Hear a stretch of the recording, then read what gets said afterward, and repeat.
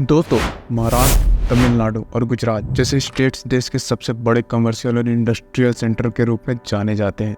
लेकिन हरियाणा के बारे में सोचकर आप क्या ख्याल आता है? शायद दूध, लस्सी या फिर देश को ढेर सारे मेडल जीत कर देने वाले प्लेयर्स। लेकिन हरियाणा की धरती ने सिर्फ मजबूत खिलाड़ियों को ही पैदा नहीं किया, बल्कि एक ऐसे इंसान को भी जन्म दिया जिसने टाटा ग्रुप की नींद उड़ाकर रख दी थी। आज उनकी विरासत को आगे बढ़ाने वाली उनकी पत्नी सावित्री जिंदल 28 बिलियन डॉलर की नेटवर्थ के साथ सिर्फ इंडिया की सबसे अमीर महिलाओं में से एक है। और हाँ, बल्कि उनके चारों बेटों ने स्टील और एनर्जी इंडस्ट्री में धूम मचा कर रखा है। आज हम बात करेंगे जिंदल ग्रुप की, जिसे एक किसान के बेटे ने देश को आत्मनिर्भर बनाने के सपने के साथ शुरू किया था।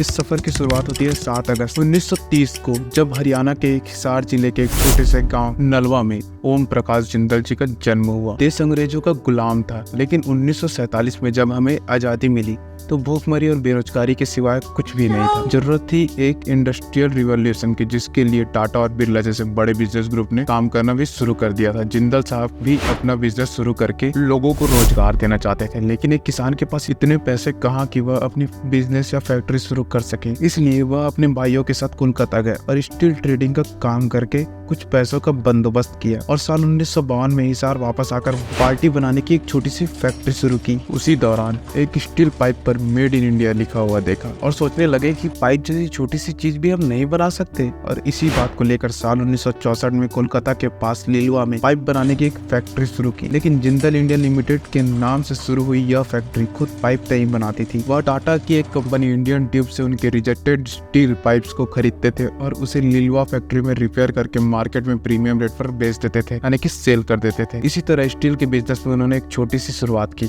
लेकिन जब कुछ दिनों बाद टाटा को यह बात पता चली, उन्होंने जिंदल साहब को बुलाकर इस तरह पाइप बेचने से मना कर दिया और बताया कि आगे वह अपने स्टील पाइप 2-2 फीट के पाइप्स के पीसेज में ही दे पाएंगे। अब जिंदल साहब के पास तो हाँ बोलने के अलावा कोई रास्ता ही नहीं था। फिर वह टाटा के 2-2 फीट के टुकड़े लेकर उसके सॉकेट बनाने लगे और टाटा स्टील्स की क्वालिटी इतनी अच्छी थी कि जर्मनी की एक कंपनी ने सॉकेट को खरीदने लगे और उनका बिजनेस अच्छा चलने लगा। लेकिन इंडियन ट्यूब इस पर भी एतराज करने लगे और आखिरकार उन्होंने जिंदल साहब को माल देने से ही मना कर दिया।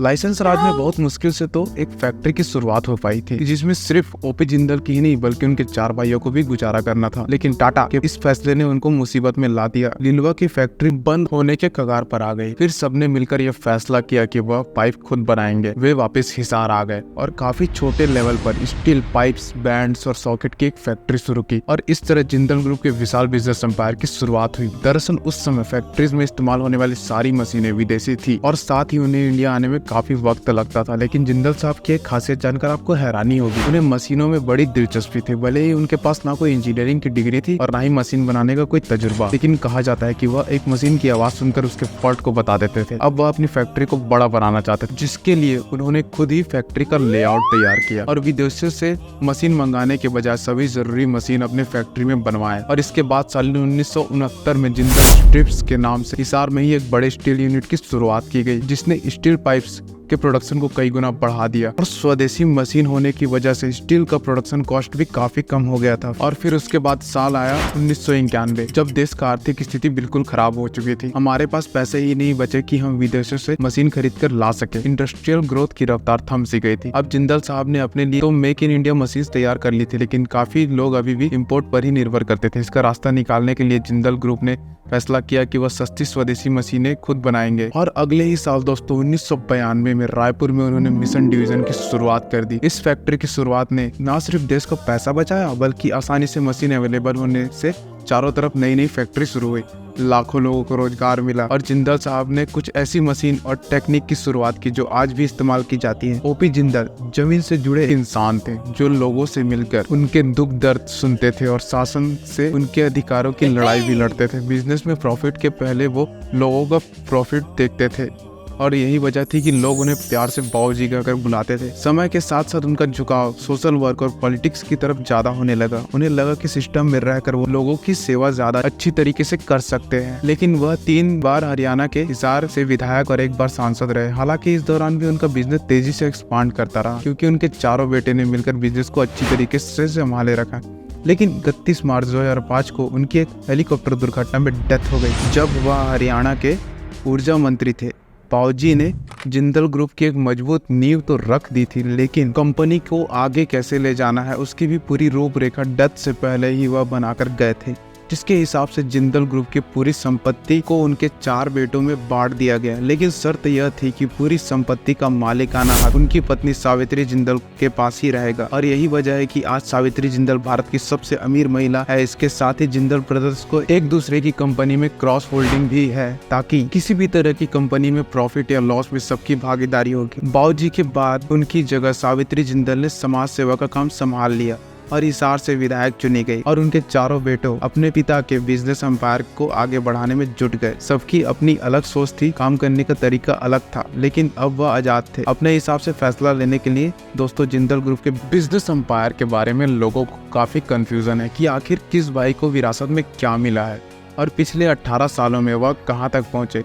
लेकिन आज इस वीडियो में मैं आपको सब कुछ बताना चाहूंगा डिटेल में। सबसे पहले बात करते हैं बड़े भाई पृथ्वीराज जिंदल की, जिसे लिमिटेड की जिम्मेदारी दी गई है। कंपनी की शुरुआत 1984 में मथुरा के कोसी कलान में एक स्टील पाइप बनाने कंपनी की शुरुआत करते हैं इस रूप में की गई थी, और आज डक्टाइल पाइप बनाते हैं जो वाटर ट्रांसपोर्ट के काम आती है। इसके 100 pipe oil and gas transportation में, सीमलेस स्टील पाइप्स और ऑटो इंडस्ट्रीज में रॉ मटेरियल की तरह यूज होते हैं। आज जिंदल 100 का मथुरा के अलावा नासिक और गुजरात में मुंद्रा में भी प्रोडक्शन यूनिट है, जहां से वह अपने पाइप UAE, यूरोप और USA जैसे देश में एक्सपोर्ट करते हैं। आज जिंदल 100 पाइप बनाने की एक बाइनरी कंपनी है, जिसके पोर्टफोलियो में भारत पेट्रोलियम गैस, HPCL और IOCL जैसे बड़े क्लाइंट्स मौजूद है। लेकिन इनकी नेटवर्थ अपने चारों भाइयों में सबसे कम है। दूसरे भाई हैं सज्जन जिंदल, जिन्होंने जिंदल ग्रुप के बिजनेस को आसमान पर पहुंचा दिया। लेकिन उनके बारे में जानने से पहले उनके दोनों छोटे भाइयों के बिजनेस को जान लेते हैं। रतन भाई जिंदल, जिन्हें जिंदल स्टेनलेस लिमिटेड की कमान सौंपी गई है। JL भारत की लीडिंग स्टील प्रोडक्शन कंपनी है। आपको शायद याद होगा कि OP जिंदल कोलकाता से वापस आकर हिसार में जिंदल स्ट्रिप्स के नाम से एक स्टील फैक्ट्री शुरू किए थे। वही फैक्ट्री जिसका नाम बदलकर JSL कर दिया गया। बाद में प्रोडक्शन कैपेसिटी को बढ़ाने के लिए उड़ीसा में भी एक स्टील प्लांट लगाया गया, जिससे उनकी टोटल कैपेसिटी ऑफ प्रोडक्शन बढ़कर 3 MTPA हो गई। आज JSL स्टेनलेस स्टील के हाई क्वालिटी प्रोडक्ट्स को 15 से भी ज्यादा देशों में एक्सपोर्ट करती है, और $5 बिलियन से भी ज्यादा मार्केट कैप वाली यह कंपनी 20,000 लोगों को रोजगार देती है। फिर नंबर आता है सबसे छोटे भाई नवीन जिंदल का, जिन्हें Jindal steel and power limited यानी कि JSPL की जिम्मेदारी दी गई। दरअसल नवीन जिंदल का राजनीति और स्पोर्ट्स में भी बचपन से ही इंटरेस्ट था, इसलिए मां सावित्री जिंदल के साथ वह अपने चुनाव क्षेत्र में भी सक्रिय रहे, और साल 2004 से 2014 तक 2 बार कुरुक्षेत्र से सांसद भी रहे। नवीन जिंदल एक एक्टिव पोलो प्लेयर हैं, और उन्होंने स्किट शूटिंग में भी नेशनल अवार्ड पाया है। दोस्तों, एक समय था जब हर कोई भारत का राष्ट्रीय ध्वज नहीं फहरा सकता था, और दोस्तों नवीन जिंदल ही वह शख्स हैं जिन्होंने लंबी कानूनी लड़ाई के बाद हर भारतीय को तिरंगा फहराने का अधिकार दिलाया। और उनके बिजनेस पर लौटते ही आपको याद होगा, बाबूजी ने 1992 में छत्तीसगढ़ के रायपुर में एक मशीन फैक्ट्री शुरू की थी। आज उस फैक्ट्री के साथ ही रायगढ़, उड़ीसा और झारखंड में कई स्टील प्लांट नवीन जिंदल के कंट्रोल में है। आज JSPL लार्ज स्केल पर रेल लाइन्स, बीम्स, कॉलम्स और TMT बार्स का प्रोडक्शन करती है। इसके अलावा JSPL अपने रायगढ़ और अंगुल के थर्मल पावर प्लांट से 1634 मेगावाट बिजली का भी प्रोडक्शन करती है।